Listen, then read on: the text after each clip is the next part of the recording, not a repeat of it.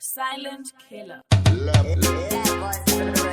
Dinontisika naika Original. What? You're tintin. You're sick again. You're snatcher. Awakanarora madam wakadeo pika busy. Ndakuti ndepedza basa ndakuta kuyenda kumba kumwe kurora kuzvisungirira. Ini ndakuti ndepedza basa ndakuta kuyenda kumba kumwe kurora kuzvisungirira. Ini ndakuta kuyenda kana kumba kwangu kumwe kutorora kuzvisungirira. Ini ndakuta kuyenda kune vana vangu kumwe kutorora kuzvisungirira. Maipana vangu ini vari rafu vanoti ndatenga chingwa vanondipa slice 1 vanorova chese chihafu apo chidhafu ndakarora kandanga ndikada kumutsura anondibatira mapanga ini anotondiataka hembe dzese akapisa andisisina kana chekupfeka ndakuti ndepedza basa ndakuta kuyenda kumba kumwe kurora kuzvisungirira. Ini ndakuti ndepedza basa ndakuta kuyenda kumba kumwe kurora kuzvisungirira. Ini ndakuta kuyenda kana kumba kwangu kumwe kutorora kuzvisungirira. Ini ndakuta kuyenda kune vana vangu kumwe kutorora kuzvisungirira. Anenge akatondidyisa mushonga mumba mangu anongogara chinditonga. Ndakatotambisa mombe dzangu kudai ndakavhura kuchadai ndakaronga.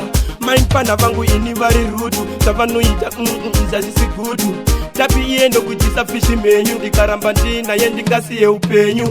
Ndakuti ndepedza basa ndakuta kuyenda kumba kumwe kurora kuzvisungirira. Ini ndakuti ndepedza basa ndakuta kuyenda kumba kumwe kurora kuzvisungirira. Ini ndakuta kuyenda kana kumba kwangu kumwe kutorora kuzvisungirira. Ini ndakuta kuyenda kune vana vangu kumwe kutorora kuzvisungirira. Maipana vangu ini vari rafu vanoti ndatenga chingwa vanondipa slice 1 vanorova chese chihafu apo chidhafu ndakarora kandanga ndikada kumutsura anondibatira mapanga ini anotondiataka hembe dzese akapisa andisisina kana chekupfeka. Ndakuti ndepedza basa ndakuta kuyenda kumba kumwe kurora kuzvisungirira. Ini ndakuti ndepedza basa ndakuta kuyenda kumba kumwe kurora kuzvisungirira. Ini ndakuta kuyenda kana kumba kwangu kumwe kutorora kuzvisungirira. Ini ndakuta kuyenda kune vana vangu kumwe kutorora kuzvisungirira. Anenge akatondidyisa mushonga mumba mangu anongogara chinditonga.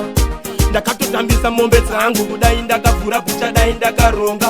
Maipana vangu ini vari rudu zvavanoita zvazvisi gudu.